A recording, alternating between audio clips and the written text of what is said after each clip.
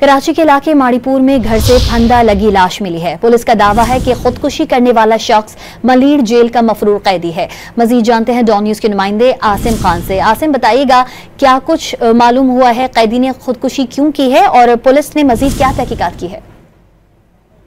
यह माड़ीपुर का इलाका है जहां से घर से फंदा लगी लाश मिली थी और उसकी शनाख्त रजा के नाम से जब हुई और जब उसका रिकॉर्ड चेक किया गया तो पुलिस का दावा है कि मलीर से हाल ही में फरार होने वाला वो कैदी है जो माड़ीपुर पहुंचा था और इसने जो है मुबैना तौर पर खुदकुशी की है। तहम खुदकुशी की तहकीकात जारी हैं। तहम बताया जा रहा है कि ईदगाह थाने में मंशियात फरोशी के इल्जाम में जो है मुकदमा दर्ज हुआ था और इसे मलीर जेल भेजा गया था और हालिया जो मलीर जेल में हंगामा राई के दौरान जो कैदी फरार हुए थे उसी में ये भी फरार होकर माड़ीपुर पहुंचा था। तहम फौरी तौर पर खुदकुशी की या मुबैना खुदकुशी की अभी तक कोई वजह सामने नहीं आ सकी है। पुलिस इस वाक़े की मज़ीद तफ्तीश कर रही है। आसिम खान अपडेट कर रहे थे, आपका शुक्रिया।